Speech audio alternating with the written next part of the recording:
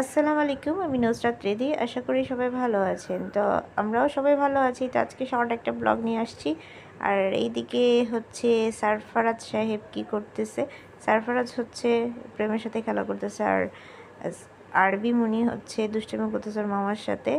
ওর মামার সাথে এই যে খেলা করতেছে, মামাকে কোলে নিয়ে খেলা করতেছে। আর এইদিকে সারফারাজ কোলে উঠতে পারতেছে না দেখে ওর মেজাজটা খারাপ হয়ে আছে।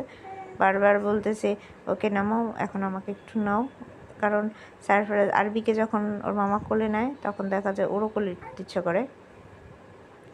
আর আরবি ওর মামার কাছে থাকতে খুব বেশি পছন্দ করে।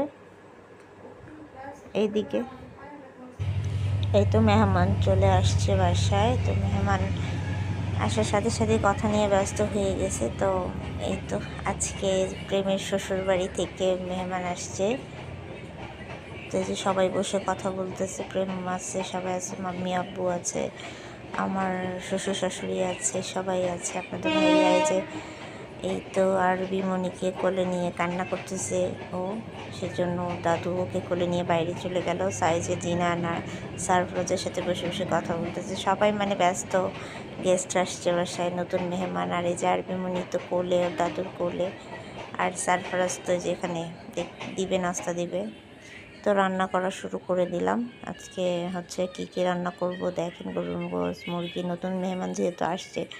তো মোটামুটি রান্না কমপ্লিট হয়ে গেছে আমার।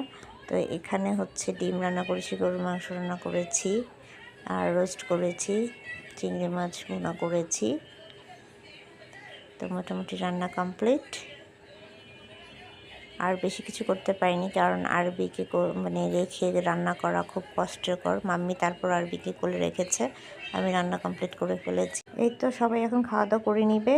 তো আজকে প্রেমের শ্বশুরবাড়ির লোকজনই এখন খাওয়া দাওয়া করে নিবে, পরে আমরা খাওয়া দাওয়া করবো। কারণ তাদের জন্যই আয়োজন, তারা অনেক দূর থেকে আসছে, চলে যাবে একটু পরেই। তো এই তো আজকের ব্লগটা এই পর্যন্তই। যদি ভালো লেগে থাকে অবশ্যই লাইক করবেন। সবাই ভালো থাকেন, আল্লাহ হাফেজ।